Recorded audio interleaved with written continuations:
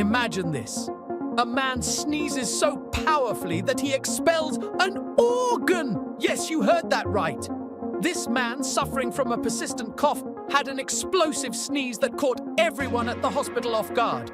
When the doctors witnessed what had happened, they were utterly shocked. He had actually sneezed out a small piece of his lung. After thorough examinations, they discovered he had a rare disease that weakened his lung tissues. Thankfully, he underwent surgery and ultimately regained his health. But he earned the unforgettable title of the man who sneezes like a cannon. So, remember, the next time you feel a sneeze coming on, be cautious. Subscribe for more fascinating stories. See you soon.